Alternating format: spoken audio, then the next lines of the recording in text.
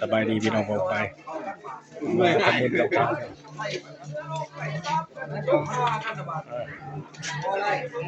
ใส่บาตรทำบุญตามประเพณีลาว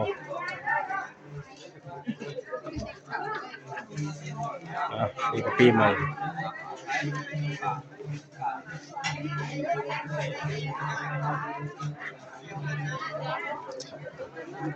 ตามประเพณีคนต้องทำบุญตักบาตรตามศาสนาขององค์สมมาสัมพุทธเจ้า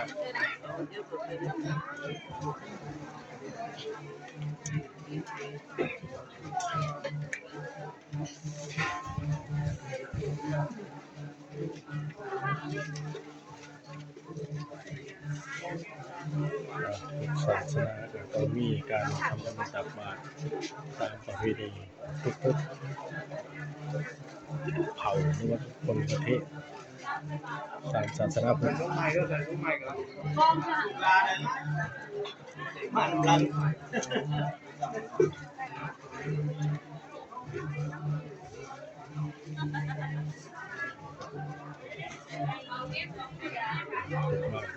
ประเทศทุกแขวงทุกอำเภอทุกเมืองจังหวัดทำบุญตักบาตร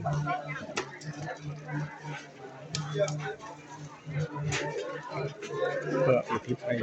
คุณผู้ชมให้แก่เจ้ากรรมนายเวรเจ้าบุญนายคุณหรือว่าผู้ที่ล่วงลับไปแล้ว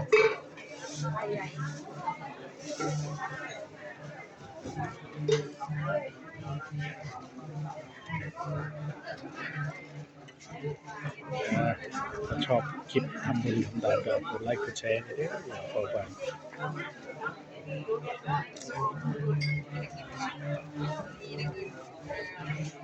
เพราะบุญกุศลนี้ใครทำก็ใครได้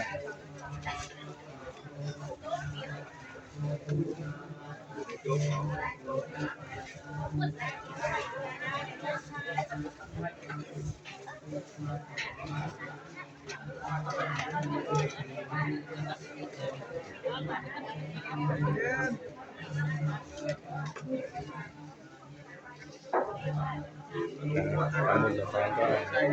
ส่วนบุญกุศลให้กับเจ้ากรรมนายเวรเจ้าบุญนายคุณ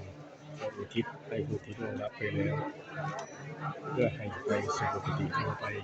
พบที่ดี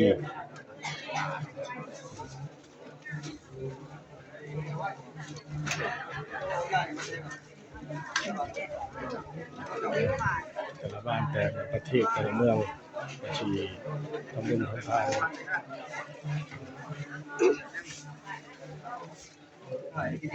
บุญต้องทำถึงจะได้ถ้าไม่ทำก็ไม่ได้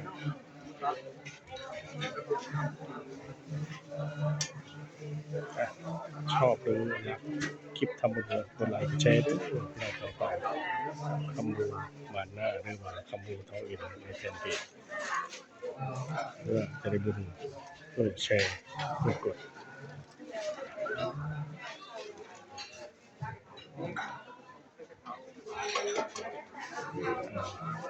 ทุกคนก็ต้องอยาก